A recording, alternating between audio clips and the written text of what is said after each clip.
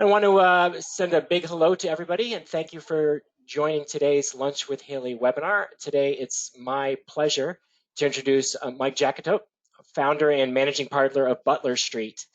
If you don't know them, you need to get to know them. These guys do an amazing job consulting in sales and operations for the industry.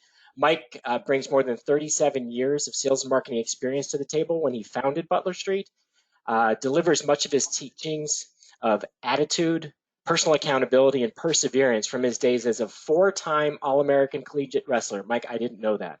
I will be sure. I didn't know that was in the bio. Also, he was an international speaker and author of Become the Only Choice. He's the former CEO of a national healthcare staffing company and the former CEO of a revenue cycle company with a knack for simplifying complex concepts and teaching. Welcome, Mike. Take it away. Thanks, David. Good afternoon, everybody. Thanks for attending the webinar today. As David said, my name is Mike Jacoutot, and I'm going to talk you through prospecting in uncertain times over the next 35 or 40 minutes or so. So one of the things here is if we do have technical issues, we all know with Zoom and GoToMeeting and Microsoft Teams, there can be challenges at times. So we will record and put this link out on the Haley site so you guys will have access to it. So agenda for today, current state, the question of when is it okay to prospect, 5 keys to prospecting in uncertain times, and then a little bit about our contribution from a Butler Street perspective to the CARES Act. So the first thing I'd like to do is engage you guys. I'd like to hear from you. And the question is, you go to your chat button. The question is this: in terms of prospecting today, are your outbound calls up or down? Just write the word up or down over the past 60 days.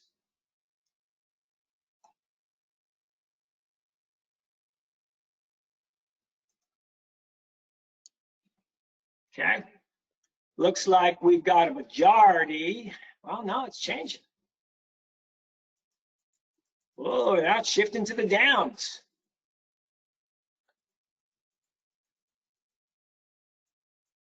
Wow, this looks like it's about 50-50. Wow, shifting up, slowed down in April, up in May and June, but down, down, down, hard to connect. Okay, interesting. I guess the second half of that, are your connects up or down? Let's do that one. Are your connects, people picking up the phone, up or down over the last 60 days? Obviously, it ties directly to your number of outbounds. Way down. Down, down, mixed, more downs. Interesting. Surprisingly down, I got one up.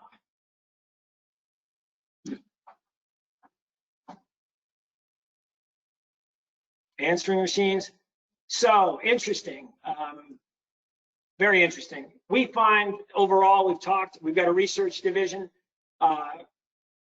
We told our team the minute this thing happened, double the effort for half the return.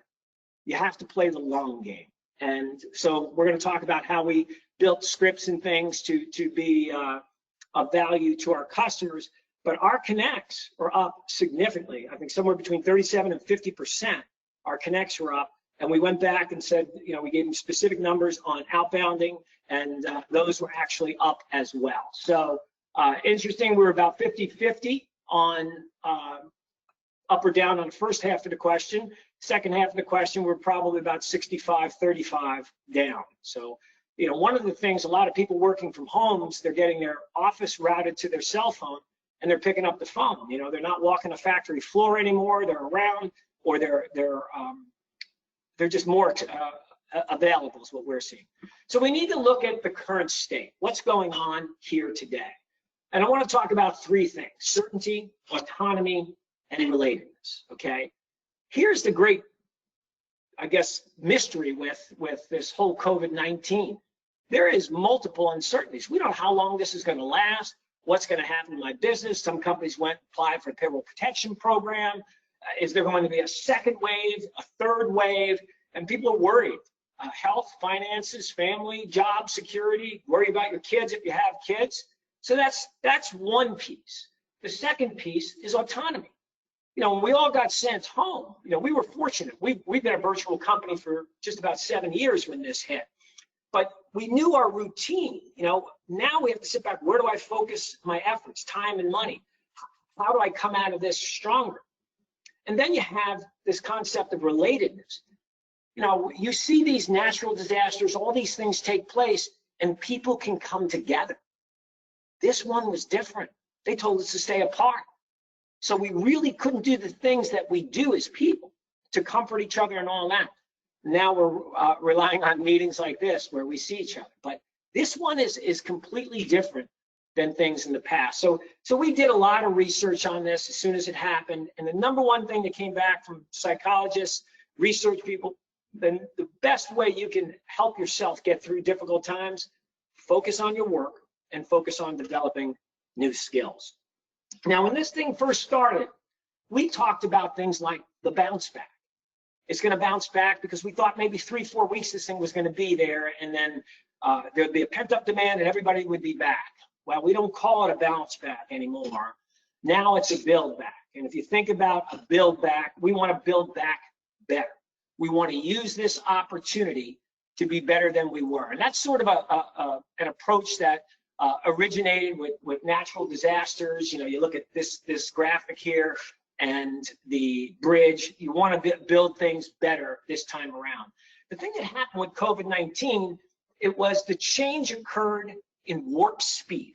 We've never seen anything like it. I just want to say this. I'm old. I've been through the stock market correction of 87, recession 91, 92, dot-com bubble burst in 99, 2001, 9/11, 2008, housing crisis. Never seen anything like this. Never. It came fast, and all of a sudden, everybody was in trouble.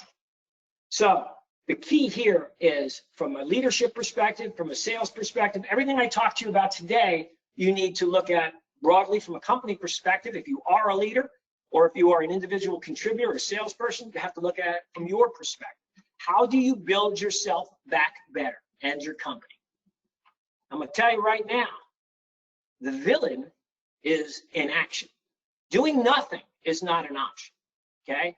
That's why we built this whole program around building back better. I hear people, staffing companies say, you know, I'm going to hunker down and I'm going to ride this out. We're dealing with companies, some of our customers, $5 billion. They say, we're not having an in-person meeting for the balance of 2020. They'll start that back in 2021. So there is a new normal here, right? When you think about doing nothing, in times of adversity, you have to make adjustments. I'll talk about that. So here's what I see out there. This is sort of our version of Goldilocks, right? In the porch, too hot, too soon, just too cold, just right. So on one extreme, we have this concept of no prospecting, nobody's buying, I'm unwilling to prospect, gloom and doom, woe is me. You know, it's a little bit of a victim mentality. On the other extreme, you know, we've got people insensitive to the situation, just playing a numbers game. It's business as usual, right? And then sort of in the middle is where we need to play, okay? We got to connect with our existing customers. Client retention is the new acquisition today. We've got to learn how, if we don't today, to leverage referrals to connect with new prospects. I'm going to talk about that in a little bit. We've got to refine our call scripts, our value statements, and messaging to reflect the current environment. And you heard me say it before, we got to play a long game here. You got to position for the economic build back, and there will be a build back. And the thing I tell people all the time, and you really need to take this to heart, we just came off 10 years of economic growth, probably arguably the best in the history of our country. High tide lifts all boats. So you could get away with mediocre skills. And the point I want to make to everybody on this call, and we look at this ourselves this way, what got you here pre-COVID-19 isn't going to get you there post-COVID-19. You got to raise your game. You got to raise your skill set. You got to be better because you're competing for a smaller piece of the pie. So Relationships, they still drive the business. That's the good news. So when you think about connecting with people, emotional support is a key point of that. And then memorable moments. You know, you think about memorable moments. You know, the first time you went to junior high or first day of high school, first are remembered, right? One of the things that we have to make sure of is when we connect with people, we can be memorable, right? We talk about inaction creates risk. In all interactions must be of high value.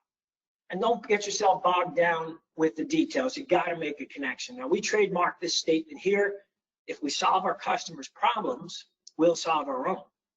If we solve our customers' problems, if we help them get what they need from a staffing expense, right people, right place, right time, right cost, right skills, they'll reward us with the revenue and we won't have problems, right? Very, very simple approach to business. Now, you can't have a situation like COVID-19 and not have something from Charles Darwin, who on the left here, he says it's not the strongest of the species that survives, nor the most intelligent. It's the one that is most adaptable to change. And I want you to do just a little self-reflection here and ask yourself, how have we, your company, yourself as an individual, adapted to change? And if you go back to the Goldilocks slide of before, we cannot sit back and say, nobody's buying, nobody's taking calls, because it's just not true. So the elephant in the kitchen is, or in the boardroom in this case is, when's the right time to prospect? So we'll talk about that here in a couple of minutes. So I'm going to stop here and I'm going to get some of the strategies.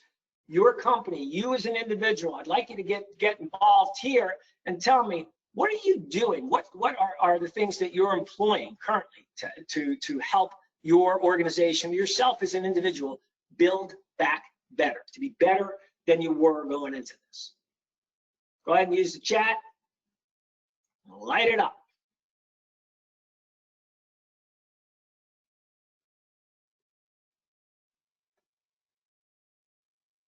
Things that you're doing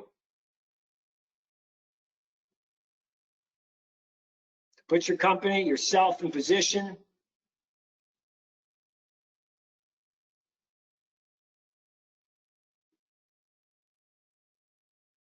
There's some good ones here. Building staff to be well positioned when things pick up.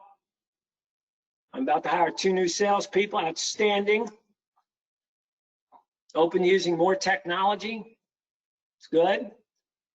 Making more calls and being empathetic. Great. We're going to talk about that. Focusing on skills, moving from legal to pharma. We've had some pharma, but increasing calls and the relationships. Trying to utilize social media more. Outstanding. People are home. They're using that. I'm going to talk about that. Hiring new sales reps. So the fact of the matter is, the companies that hunker down and do nothing and try to ride this out, I'm just going to tell you, they're going to be out of position for when things build back.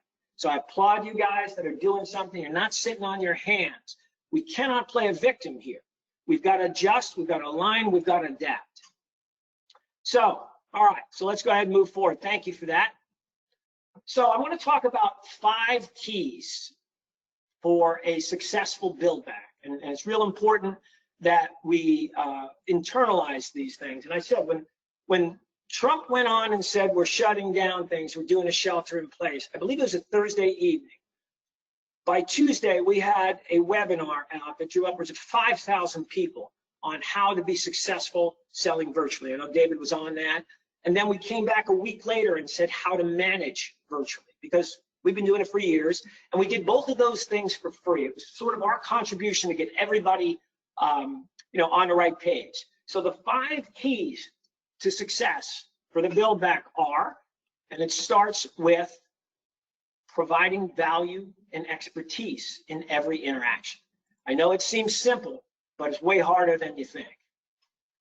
Asking for referrals, connecting through social networks, reconfiguring your offerings. I'll talk about that in a little bit as well, and using all your tools.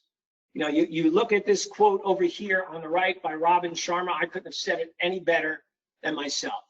To the victim, adversity is bad.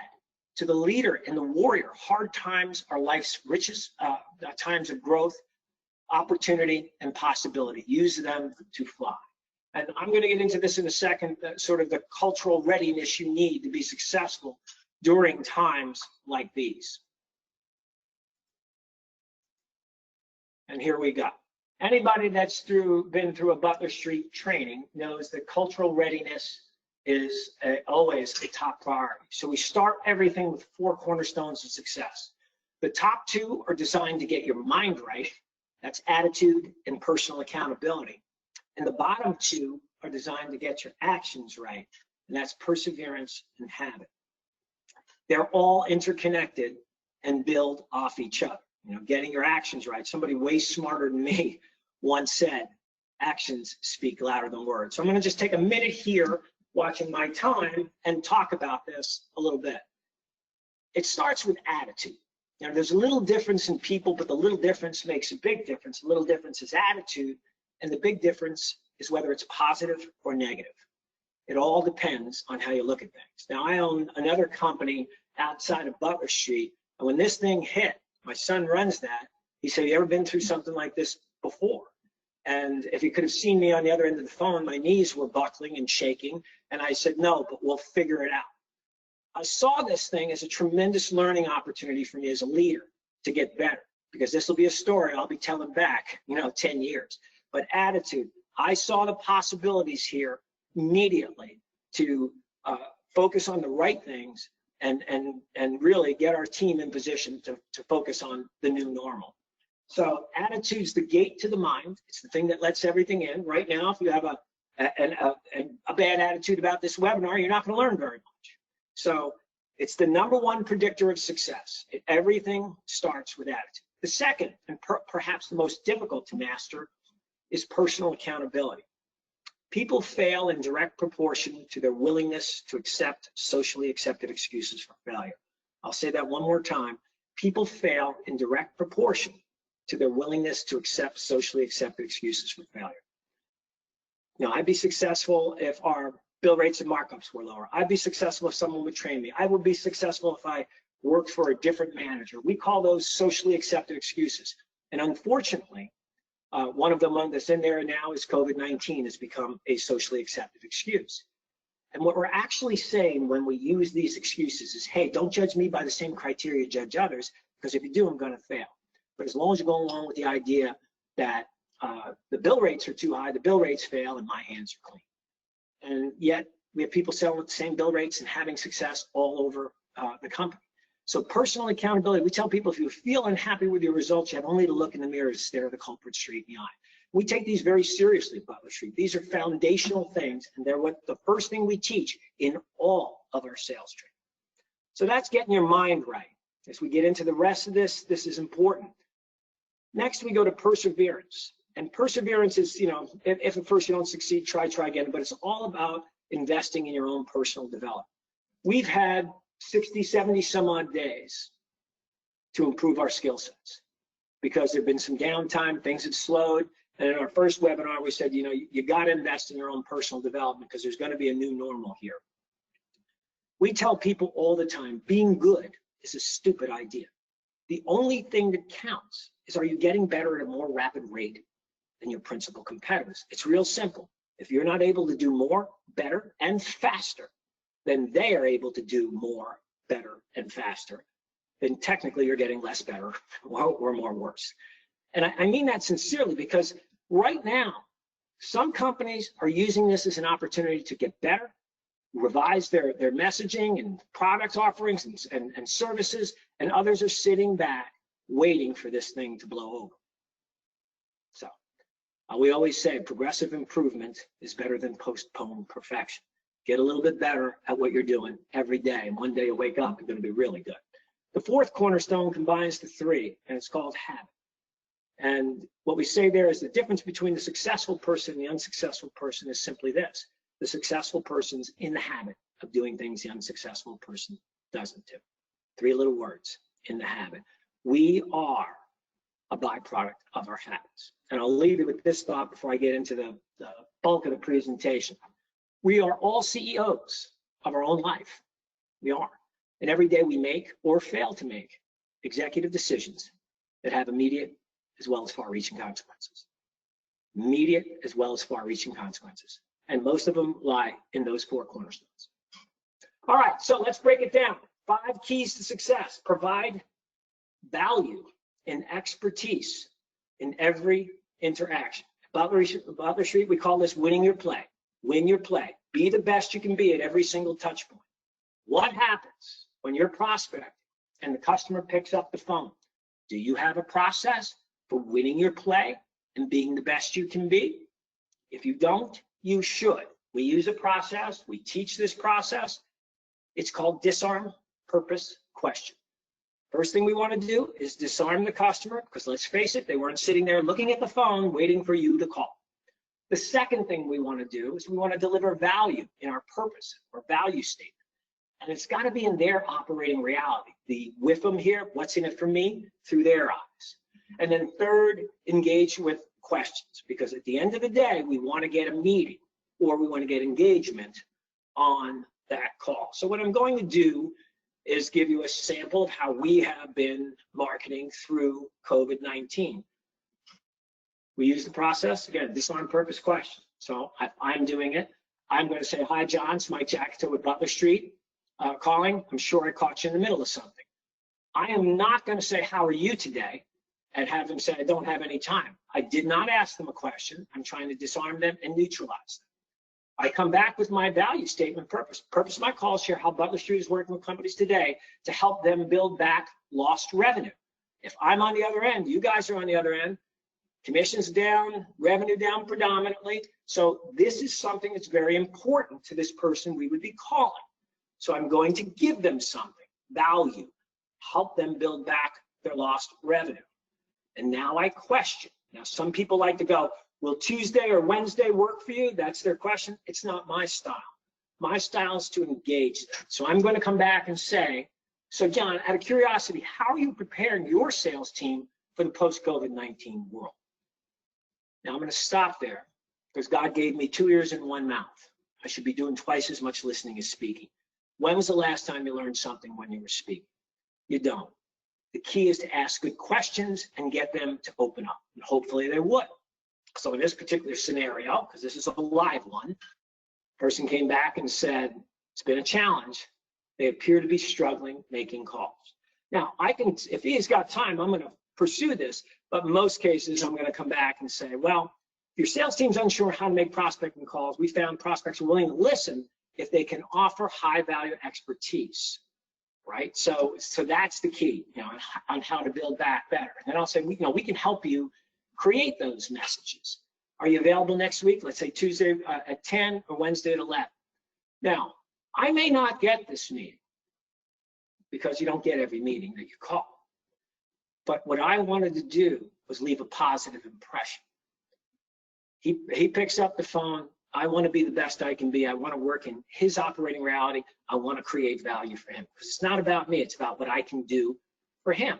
So that is one dimension if they pick up the phone. What if you're leaving a voicemail, right? You still want to win your play, right? You want to be the best you can be leaving a voicemail. So we'll get to that as well. So here's the key point. It's help versus value. It's very easy to say help. Chase is my bank. We're here to help. I saw that on every website, my bank accounts. You couldn't get a person at Chase if you held for 14 hours for about 60 days. So here to help is words. They weren't actions. We got to live what we say. So you see these words, I'm here to help, how can I help, I want to help, just checking in with you. You're not creating any value. So I talked about the first one, if your team's unsure how making prospecting calls. Another one might be, so if you're furloughing your staff right now, we can help you implement a strategy for building back better while ensuring you have the most cost-effective workforce to get through the period. He may say, how do you do that? We're having a conversation. I hit him with a couple of things, and I said, well, let's schedule some time, 20 minutes, where we can have a conversation, and I can show you some of the things that we can do. The goal is to engage. We don't sell over the phone. It's just to get a meeting. We can then work our magic once we get the commitment to the meeting. So here's the voicemail script. Again, all we want to do is make a positive touch. Here we say, hi, John, I have some new information on how you can put your team in position for revenue growth post-COVID-19. This includes revised messaging and prospecting. My name is Mike Jacoutot. and I'm a client development expert with Butler Street. John, give me a call, 867-5309. You know that song. Again, it's Mike with Butler Street, 867-5309. I'll also connect via email. So I'm using a multi-tiered approach on this person. So I'm hitting them, obviously, to pick up the phone, which is usually the last one, but I'll send them a solid voicemail. I'll confirm that with an email. And then when they pick up the phone, I'm going to go into disarm purpose question. If they don't pick up the phone, I'm going to send them another voicemail, perhaps another email, and then I'm going to send them a LinkedIn request. I want to build positive touches with this person. So what's unique about this voicemail? A little bit different. And some of you are going to have a tough time with it, but it's a best practice because trust me, we research these things. Hi, John, I have some new information on how you can put your team in position now for revenue growth post-COVID-19. I lead with the value statement. John doesn't know Mike Jacoutot from a hole in the wall. So saying my name isn't going to help. You have 8 to 14 seconds to captivate somebody with a voicemail. You guys know it. You probably delete half your voicemails 5-6 seconds in. So we lead with the value we're going to create for them, and then we come back and say who you are. And notice I didn't say I'm the founder and managing partner of Butler Street because that doesn't do anything for me. But being a client development expert, which I am, is different. It's what you're going to do for them. He needs client development. I happen to be an expert. That's how I'm leaving a voicemail. You could say labor optimization expert, staffing specialist, whatever you want to say, but your title does no good here in a voicemail script. So that's sort of the prospecting. I'm going to touch on that in the tools as well. So you want to keep a look on the time here.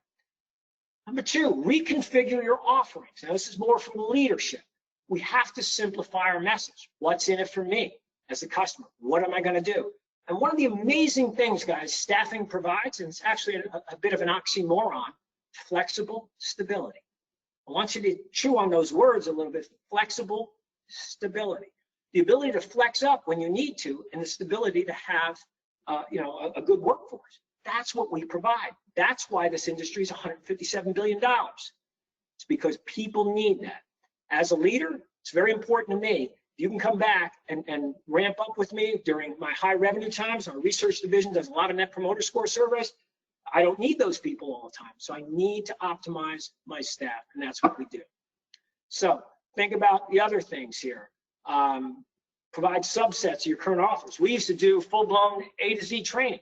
Then we broke it out because our customers needed prospecting webinars. So we did 2- and 4-hour prospecting webinars that people could sign up for a fraction of the cost of our normal training. What can we do as staffing? Can we give them first 4 hours free, no conversion fee? We've got to do something that truly helps our customers. We got to get into their operating reality. Tie your solution back to building back better. It's all about the future here, and they've got to invest in themselves. This one's going to shock you. I know it is, but referrals. If you have a client that loves you, it's a very simple thing to say. 91% of customers say they give it, only 11% of salespeople ask for it. Guys, in today's world of social selling, a referral is everything. LinkedIn says 84% of business starts with a referral. All you have to do is something simple. You just say, hi, John, is anyone else, friend or colleague of yours that you think can benefit from my services? Mind if I use your name for that? That's a key thing. Do not underestimate the power of referrals. And then connect through social networks. I would challenge everybody, if you don't know what your social selling index is, it's available on LinkedIn. Go look it up. You can Google it. You should know what your social selling index is and if you're getting better or worse, because on average, social selling leaders have 45% more opportunities, 51% more likely to achieve quota, 80% more productive. I mean, think about that. Wouldn't you like those numbers? Now, I know what my social selling index was. It peaked at about 85, and today it's 79. I do keep an eye on it because I want to keep the Butler Street brand out there, and our customers are on LinkedIn.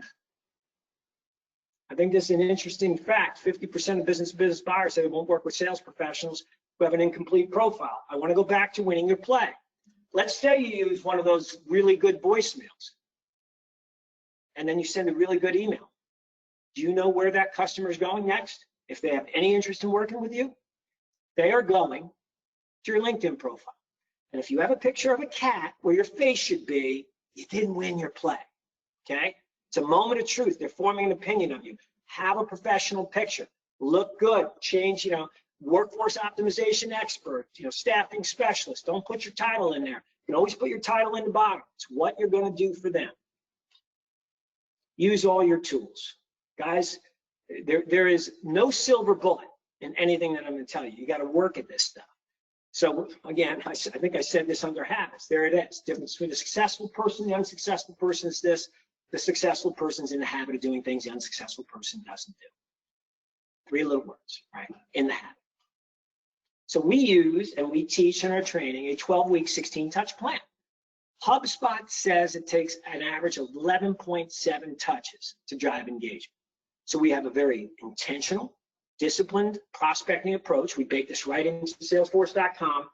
And what we want to do, the best way I can describe this to you guys, if you go to a movie theater and they flash Coke on the screen or popcorn, and you're like, yeah, I need to get some Coke and some popcorn. It's a positive impression. Every touch that you make is a positive, hopefully. Your email's good, your voicemail's good, your disarm purpose question is good. You're creating a positive experience. You can see here, if you can get up close to the screen, there's an email, there's a phone call, there's a voicemail, there's an email, and then we send in a LinkedIn connection. Because we can get them to connect. We don't sell them, we get them to connect so they can see the value we're creating for others on LinkedIn as we build our brand. And that's why our meetings are up. Our meetings are up during this tough time because we did all of these things that we're sharing with you. And the interesting thing about a 12-week 16-touch plan, there's no silver bullet. It's not instant gratification. It takes time to build that awareness. And I opened this by saying we have to play the long game, right? Progressive improvement is better than postponed perfection. Get a little bit better every day, and things are going to start to happen for you. So one thing we've learned in the world of Zoom and GoToMeeting and all that is you got to practice, right? You think about Zoom. Our guys are working on Zoom. They're using Zoom to practice with each other. I say things to them like, okay, we do our staffing things. I say, all right, your bill rate's too high. Go. Now we teach a process for objection handling called LAIR. Listen, acknowledge, explore, respond. So I'm going to listen, I'm going to acknowledge their concern, I'm going to ask an exploratory question before I respond. But you got to practice this stuff. I grew up in sales, now granted, some years ago. We practiced all the time. So a couple of things, and I'll leave it here and we'll get into some questions. This is what we did. We did instructor-led prospecting workshops, 4 hours. We can do them for a company, we can do them for individuals. They're individual signups. They're easily accessible, and we give you we support it with e-learning modules. So you get it e-learning, you can look at the technique on e-learning, and then you go into the workshop and you actually practice it. We put you in virtual breakout rooms. It's really good. And then we also have continuous improvement sessions. So we had to reconfigure our entire offering because guess what? Well, you guys know staffing gets cut. It's one of those first things to get cut, but so does training. And so going through this process forced us to be better at what we do. And there's all different versions of it. You see here, the nice thing about our training, well, when things come back to leader-led, we have interactive, engaging e-learning. We have leader-led virtual training. All these things that we can provide are better than sitting on your hands and doing nothing. So I'm going to stop there and I'm going to move to the question and answer session. And so if anybody has questions, I will do my best. Thanks so much, Mike. Let me come on and share a couple that have come in. That was great information. And for everybody, please keep using the question box if you'd like to ask Mike some specifics. Mike, the first one is from Ted. Any specific tips on asking existing customers for references? Well, I just had to do 3 of these the other day. The nice thing I would tell you is if you have a good relationship with your customer, they're going to want to help. Now, I'm one of those guys. You have to understand, I grew up with 7 kids. My dad always taught us, give and expect nothing in return. Otherwise, you'll be disappointed. So he always taught us, give, don't expect anything in return. And so this was very difficult for us because we just picked up probably one of the largest contracts in our company's history, and I had to ask 3 of my customers for references. And in one case, the person said, I said, well, if you could maybe send an email. She goes, I'm sending them a text right now, I know. Right? So the only thing I could say to you there is, if you don't ask, you're never going to get it. So you come back and say, tough times, I would really appreciate it if you could help me with this. And I will tell you, everybody's, we're all in this together. I think if you ask, you'd be surprised. People will help you. I went 3 for 3, so. That's fantastic. Thanks. All right, next question is from Eric, and he'd like to know, while targeting a new prospect at a new firm with no referrals, what's your cadence around touches? Yeah, well, we can go back to that. It's once a week, typically. That's why it's actually, it starts to move. The first 3 or 4 weeks might have more than 1 touch, and then it goes to 1 touch. And if after the 16 touches, we put them on a monthly. But normally, if you do the 16 touch plan, somebody's going to respond to you because nobody does it. The average salesperson quits after 3.5 touches. So we've got millennials working for us, and those of you that are on the phone, love you guys, smartest, most digital generation to ever walk off a college campus. But you require structure. And what I found was if we give our people a specific game plan, both of them are killing it, by the way. They know what they have to do, they go in and they execute. So, if you look at the 12-week 16 touch plan, I'll go back a little bit here. We can take a quick look at it. Week 1, touch 1, email. Week 2, touch 2, phone call. Week 2, touch 3, email. So you can see you got 2 in that second week, and that's what it goes for the next couple of weeks. So we map it out, we execute the plan, and we try to create value in every interaction. Awesome, thank you. Oh, man. Good news, the questions are coming in fast. Bad news is they're scrolling away from me. All right, Mike, I think I know the answer to this, but still I'll ask it because CJ asked, are you going to be providing the 12 to 16 touch tool as a part of the webinar? And I think that's the services you sell. So the outline gives you a hint. Yes. But God, I love that question. You never get anything if you don't ask for it. So the 12-week 16 touch plan you get if you sign up for one of our webinars. I think they're about $350 a person, and or if you get through our training. And the thing I want to tell you about that, guys, is it's not sort of a one-size-fits-all. Those things have to be tailored to your specific vertical market, the type of customers you still, but the structure is sound and solid. Awesome. A couple of people have asked about just the layer model. You kind of went through that acronym quickly. Could you just repeat that? Yeah, so it's listen, acknowledge, explore, then respond. So listen, acknowledge, explore, respond. And I'm going to give you a specific example how I would use it in staffing. Of course, the customer says my bill rate's too high, right? 90% of salespeople in our research will say, where do I have to be? Wrong answer. We come back and we say, listen, acknowledge. Well, I appreciate the fact you want to get the lowest bill rate possible, but tell me, are we talking bill rate or effective bill rate? Now, what I've done is I put the monkey on the customer's back because I want that customer to tell me what they know about effective bill rate. And I will tell you what the customer is going to say is, what do you mean effective bill rate? Guys, it's a big difference between a bill rate and effective bill rate. I'll talk about that in a second, but I'm going to come back and say another exploratory question before I respond. I'm going to say to her or him, what are you calculating in your cost today? And they're going to come back and say the bill rate. So there's way more costs to a temporary, let's use a warehousing logistics situation. Person gets hired, let's just use $10 an hour because I can do the math. $10 an hour, and it takes them, I don't know, 2 weeks, 4 weeks, make it easy, to get up to full productivity where they know the warehouse and they can hit the productivity goals, picking, packing. Week 1, maybe they're 25%.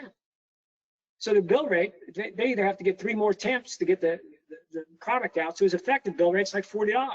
What happens if they go 2 weeks and quit? So we built an effective bill rate calculator that shows training costs, productivity, onboarding, and all that, and incorporates the churn associated with people leaving the job.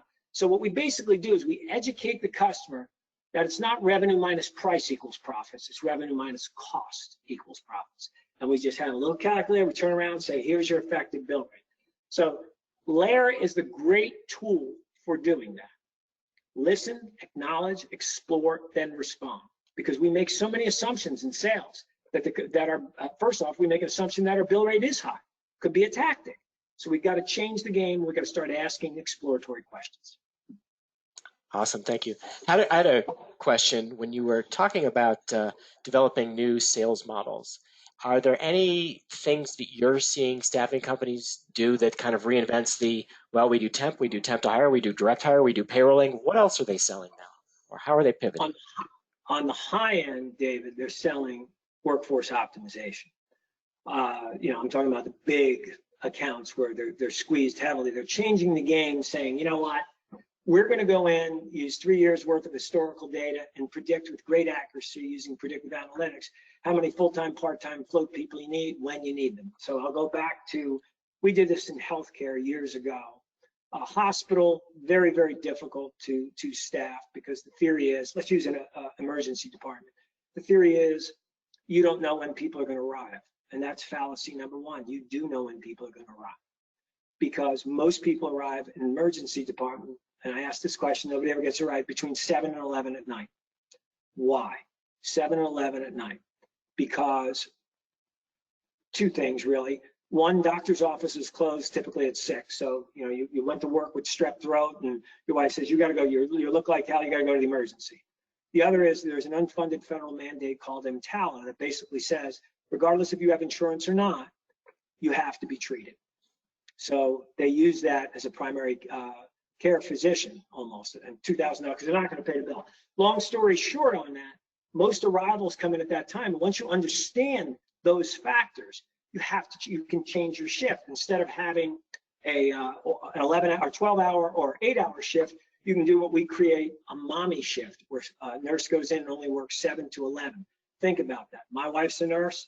She couldn't work, but if there was a 7 to 11 shift, she could have done that because she had to wait until I got home so she could get the kids. My point on that end, workforce optimization is going to take staffing by storm over the next couple of years because of predictive analytics and AI. The other component is for any company, you have to pivot. You have to be able to move your sales efforts to where people are buying. You can't just stay. That's the digital Darwinism. You got to adapt. You got to align. So, and we had one situation with my son's company when COVID hit up in New Jersey, because we were raised in New Jersey, he immediately pivoted to travel nurses and it sustained his organization. He was doing mostly direct hire in outpatient clinics. Guess who got hit first? Radiology, anesthesia, all that stuff went by the boards right out of the gate. So for those that are not on the high-end workforce optimization, the key is pivoting to areas that you can sell. Awesome, thank you. Couple of very tactical sales questions. First one is, what's a goal for the number of calls per day, per week, et cetera, that you would recommend? 150 is the week. 150 is the week. That's typically the standards. 150 calls, so you got 30 calls a day. Excuse me. And then for the outreach, do you find using LinkedIn more effective versus cold calling? I think all three components have to be used. There is no silver bullet, and that's what the 12-week 16-touch plan does. It incorporates voicemail, leaving an effective voicemail. You want them to hear you. Then an effective email, you want them to see the quality. And emails should never be paragraphs, guys, prospect. They should be bullets, right? What's in it for them? How are you going to help them? And then obviously LinkedIn's another key component. But I'm going to tell you this about LinkedIn. You have to build social equity. You can't walk in, have somebody connect with you and say, got any needs, right? You can't do that. You've got to show them that you have game, that you're good, and post and let them see you. And then over time, you can say, hey, I thought this article would be interesting to you. And then after some time, that could be a month, depending on how much interaction, could be 2 months, you can engage them in a conversation. That's the social way of selling today. Thanks. Now, if I can build on it a little bit, like one of the things when we talk to people about outreach, I'd love to use the analogy of Baskin Robbins. Like the world's most popular flavor of ice cream is vanilla. But Baskin Robbins sells 31 flavors for a reason, because not everyone responds favorably to vanilla. And so same thing Right. when you're selling. Some people are going to respond to a phone. Some people are going to respond to email. Some people are going to respond to LinkedIn. Some people are going to respond to a Facebook group. We just don't know. And Yep. so we want to be using all the tactics in a touch plan. So we're reaching out to people till we see how they engage. Yeah, that's a great point, David. I mean, people say nobody's picking up the phone. It's not true. People are picking up the phone and we see it more than ever right now. Another one I want to bring up is I don't know if you're a fan, but you talked about perseverance, and I'm a fan of Napoleon Hill. So if anyone's never read the book Think and Grow Rich, the title's a misnomer. It's not just about getting rich. It's about how some of the most famous Americans in history in the late 1800s and early 1900s became successful. But it's every public speaker you hear today, their training goes back to Think and Grow Rich. And perseverance is core of the book. And you talked about that as being one of the 4 principles. But perseverance, especially today, when you walk in to your home office, the kids are next door, they got to do their homework. You're fighting for internet. You may be fighting for a computer. You haven't slept that well, and then you turn on the television or social media, and it's all negative. So mentally, you're drained. Any tips or tactics for how to give yourself that mental shock, or a process to give yourself that perseverance?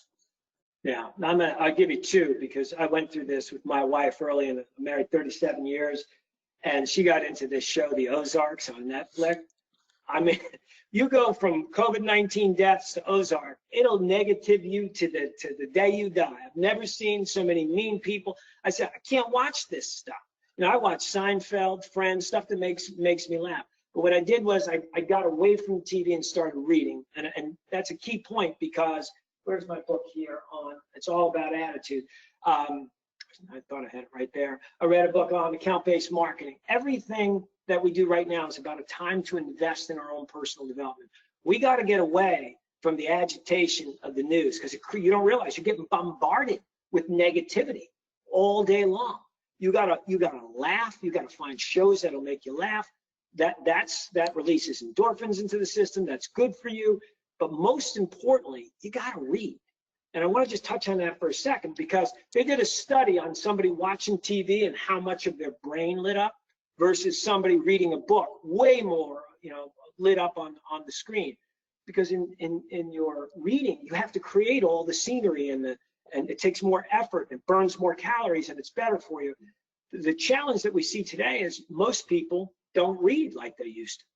And so if I'm answering Dave's question, I'm going to read, I'm going to watch shows that make me laugh because I need that positive attitude because God knows when I sit at that desk and I start outbounding, I'm going to get the crap kicked out of me. And that's why we say, you do, no matter how good you are, you're going to take a beating during the day. You can't take it personal. And the fact of the matter is, I say this all the time about salespeople and recruiters for that matter. You're never psychologically safe. All your successes and failures are out in the open for everyone to see. Quota boards, right? And pats on the back are few and far between when you fail, right? So you've got to make the effort to get your mind right. That's why we use those cornerstones: attitude, personal accountability. Those are all on you. And get your actions right. Do the work, get a little bit better every day, create those positive habits. That's awesome. I know, I had to do an exercise recently on identifying triggers. And typically we think of triggers, we think of like everything that sets us off. And the speaker said, what are your positive triggers? Put the negative ones aside. What are your positive triggers? What puts you in a good mood? What gets you motivated? Make a list of those things. And start your day with those things. You're driving to the office, or before you make your calls, spend time on something that's a real positive trigger. Maybe it's music, maybe it's a book, maybe it's just quiet meditation. But what puts you in the mind frame? Because that makes such an impact. Like last night, I was riding an exercise bike, which I do because I have to. I don't do it because I like it. But I was watching a webinar with Mark Cuban speaking. And his presentation was fantastic as he was talking about technologies that are going to change our future. And it made me I got off the bike at the end and I just wanted to make a list of okay, what are all the places and things that we do and how is it going to be impacted in 2 technologies? He said, AI and voice. He said, that's going to be the future. And he goes, you have to look at every process you have and how it's going to be changed by AI and voice. And that gave me so much inspiration, even at the end of the workout, to say, I got to go back and do some more work. So I think everybody can find those triggers that are positive to get through the rough patches. Yeah. And you know, Dave, you make a great point. Guys, if you do that, have a pad, have your phone, because there's an old saying, a short pencil is better than a long memory, right? You know, when you're on that exercise bike, stop, write it down, put it in your phone, do something to remind you to get that stuff done, because those moments are fleeting. You may forget about it. Maybe it's because of me, I'm old, but I believe write stuff down, put it in my notes on my phone. That's the only way I'm going to get that stuff done. That's a habit. I had another question come in. This is kind of I think it's kind of a tough one. Any suggestions on pivots or tweaking due to some of the, if metropolitan areas have been hard hit by the riots and disruption we've seen? And I see that in this one, there was somebody asking specifically about hospitality, but also we've seen that kind of in healthcare, which spiked because of COVID, but then because of the loss of elective surgeries, you know, travel nursing got hit really hard and it hasn't yet recovered. So how about those two very specific industries? Any strategies on they can pivot? Well, I will tell you, they're going to bounce back. I can tell you, and people are going to start traveling. I just got a call the other day. I can travel for 10% of the cost or something like that. We have guys on our team that postponed their elective surgeries to this, and now they're coming back, and there's a backlog. So those things are going to start to come back. But the pivot comes down to this: where can you move with the least amount of friction? Meaning, can you pivot your sales force into something that's aligned with what you typically do, but is not a quick 180-degree turn? And I can't answer that for each of you individually, but if you look at what we did, we went through a process of free webinars and drew an unbelievable amount of people, almost 10,000 on 2 of them. That created our brand and helped us get out there. And then we came back and said, all right, I'll tell you, I'll be honest, I cut the quotas for the people. I said, I don't care about quotas. We're going to do no quotas for the next month. I'm not even going to report on it. Just go out there and make the connections. Hit your numbers. And one last thing on that. In our company, we don't measure with our business development guys. The first year we measured outbounds, touches, and it was in LinkedIn, voicemail, phone, all that. Now we measure meetings, because nothing happens till you can get a meeting. So they went from 150 outbound touches a week to, I think, 8 meetings a week, because that's what drives our business. Just keep that in mind. So anyway, you know, I can't tell you where to go, what to do, but there is a process for doing that. And if you go to our website on the Resource Center, you'll see how to sell virtually, how to manage virtually. You've got blogs in there of what to do for the build back. Everything you possibly want is on that Resource Center and that blog page. Awesome. We're going to do just a couple more and then we'll wrap it up, Mike. One question that I can't wait to hear your answer on it. Being part of a staffing company in terms of prospecting, who's the right person to get in touch with, the CEO or HR? You had to do that. I know our director of marketing is on the phone. She's probably waiting to see how to respond to this. I am not a huge fan of connecting with HR. They're like a necessary evil. If I'm selling staffing, I'm going to the user. And I know people are going to say, well, there's VMSs and blocking and all that. Figure it out. If I've got an MSP, I'm selling the MSP. I'm selling somebody who can make decisions on what I can provide. And we say this all the time in our training. You get pushed to the person you sound most like. I want you to just think, you get pushed to the person you sound most like. So if you're going by customers who say, hey, just checking in, see if you got any needs, you're going to the assistant of the assistant. That's not a key decision maker. But if you can talk about optimizing their labor, optimizing their workforce, helping them reduce their backlog, get products out the door, whatever it is. You know, in hospitals, we were pushing reducing physicians' burnout by using a locum tenens. It's about raising your game in that conversation. HR is typically not that group that can get. Now there are exceptions, but typically you got to get to the manager, the hiring manager, the operations manager, the warehouse manager, chief operating officer. That's what I would do. Awesome, thank you. And it's funny, I was having an interesting conversation with another speaker after seeing the head of SHRM give a presentation, and the presentation was inspiring. It was really good, and I said, wow, you know, this guy is saying everything that the staffing industry wants to hear about being strategic, about partnering, about how to look at workforce solutions, not just bill rates. And the other speaker said to me, he goes, you know, David, you realize that SHRM members represent like 1% of HR professionals. Wow, I didn't realize that. That's an interesting stat. So our last question, let me just give one statement before I have the last question, is several people have asked if there's going to be a recording of this available. The answer is yes, we're recording. It will be posted to our www.lunchwithhaley.com website. We have a section for on-demand webinars. You'll find it there. Should be up in a day or two. And the last question before we wrap it up about upcoming events is, I love this one. So Raul wants to know, Mike, when do you think the market's going to be back to 100% where we were in January? Well, we just did a survey on this through our research division. I'll give you a couple of stats. I think 46% of the people said their revenue was down between 20 and 50%. And I think the majority said it would take a year to bounce back. Now, Raul, we don't know if there's going to be a wave 2 and a wave 3 of this, right? You know, some of the healthcare professionals are saying that's going to happen. But we also have to deal with, if there's a vaccine, that'll accelerate the build back. But I can see, and I was on a panel the other day, or on a panel, I was on, I think there were 30 staffing CEOs, CFOs on it. And to a person, 30 out of 30 all said they bottomed out and they're starting to see things start to tick up.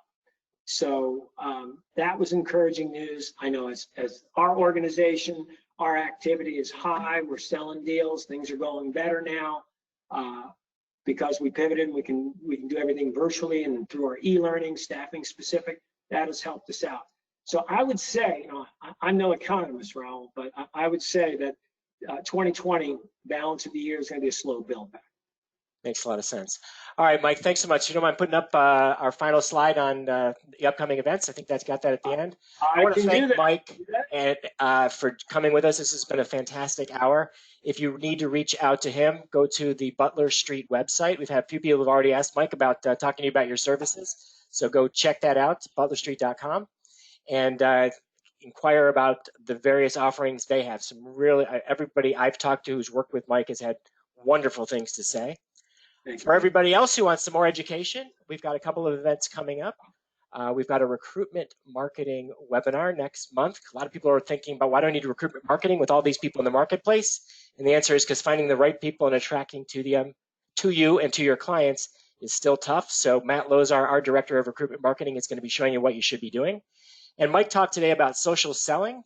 And so we've got a product demo coming up. We teased this back in November, our new product called Net Social, where we can get your entire team involved in social marketing. We're going to be doing a demo of that.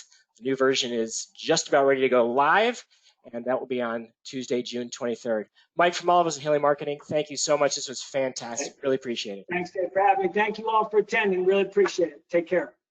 Bye now.